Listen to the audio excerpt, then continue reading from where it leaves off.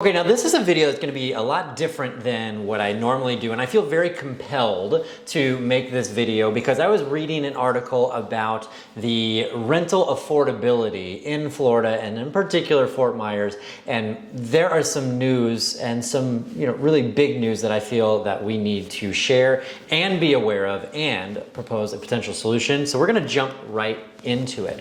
So there was an article that came out, and this is the Waller, Weeks, and Johnson Rental Index, and this is put together by the Florida Atlantic University.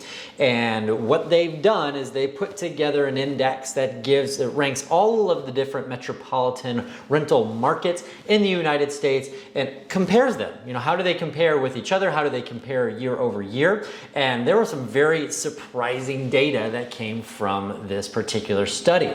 So what we're going to look at first here, this is the newest data that they have is April of 2022. I know we're well into June at this point, but this is the data, the latest data that they have. And so in here, I'm going to talk about the columns, like what it all means. And so first we have a ranking, then we have the actual city in the next column.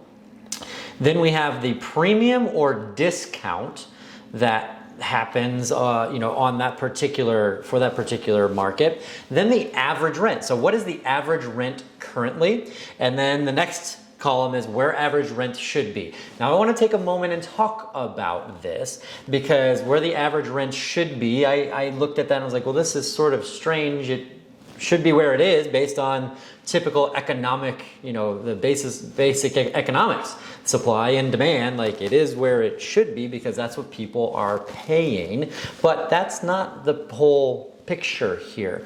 Actually, what it is it's saying based on historical data and where it should be trending, that's where it should be. So the current market conditions are not normal, and we all know that. And so this puts this into perspective. Then there is the month over month change. So what it was the previous month versus what it is currently. And then finally, we have the year over year change. Now, as we look through this data and we sort it, if we go by the year over year change, who had the largest percentage increase over where the rent should be versus where it actually is, and that trophy, if you want to call it that, belongs to Fort Myers, actually. So it's ranked number one in the entire country with a 32.38% year over year change.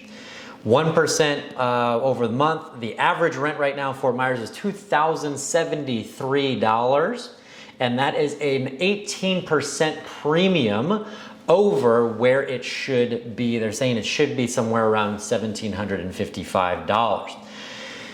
Whew, that's big. So think about that. So we have a lot of things going on in this world that's making it difficult on the consumer.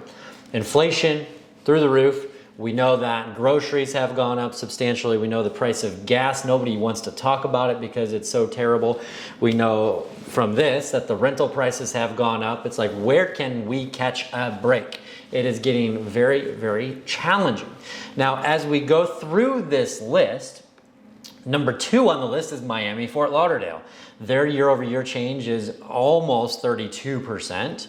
And that's at a 22% premium over where it should be. Then we have the market of Northport, Sarasota, Bradenton. That's at a 31% year over year change increase. Then Sierra Vista, Arizona. I don't know where Sierra Vista is, but I'm assuming that's not Phoenix because their average rent currently is $1,283. But then we get into Tampa at $2,055. Port St. Lucie, $2,200, Knoxville, Tennessee, $1,600, Lakeland, Florida, $1,800, Orlando, $2,000, Melbourne, $1,881, and that, ladies and gentlemen, is the top 10. So as we look at that, what do you notice? 8 out of the top 10 cities and the largest percentage increase year over year belong in Florida. They belong to Florida, I should say.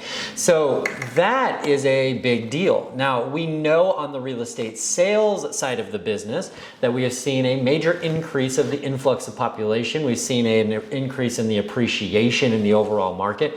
We're looking at somewhere 25 to 28% year over year appreciation on the real estate sales side. And then we have 32% increase on the actual rental side. So there's a lot of big numbers that are going there.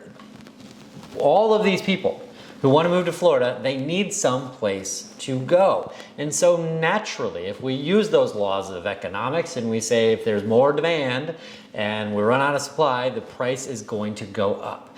Now, what I can tell you, the good news in all this is we have a lot of construction going up for apartment and multifamily housing, which will put more doors around, which is more competition. And so that will help the rental prices. But we know something has got to give here because we can't sustain what has been happening for a long period of time. I feel for people who are in a challenging situation where they're having to make decisions on groceries or gas, those types of things, and the rental prices, that is not helping. The laws in Florida basically state if you've got a 1 year, an annual lease in place, that the landlord, needs to give you a 30-day notice to vacate. If you're on a month-to-month lease, the landlord's only obligation there is to give you a 2-week notice that you have to vacate that property. And so a lot of the tenants are running into challenges where they're getting short notice that their rate, the rate of the rental amount is going up substantially, and then they're struggling to find another alternative, and so that's what's making pricing go up so much. Now, the other alternative could be, let's buy a house, right? Could you buy a home? And well, the news there, interest rates have gone up. Prices of the real estate has gone up.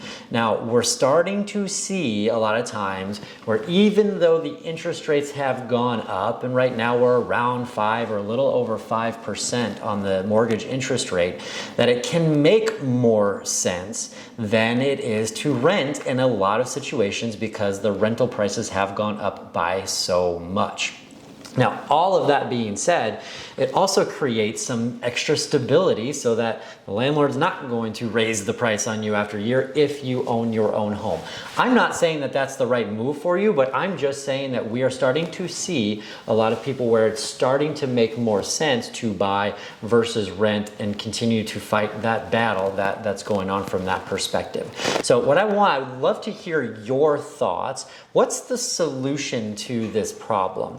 And I don't want to, let's not comment and say, stop being greedy or anything like that, because the market is what's dictating this. It's not one individual person, but I'd really love to hear what's a productive conversation? What could potentially fix this situation? So if you could let me know in the comments below, I would love to hear your thoughts. And also, if you can like the video and subscribe to the channel, that really helps YouTube understand that this video should be shown to more people. I appreciate your support. Thank you for watching. I hope you have an amazing day. We'll talk soon.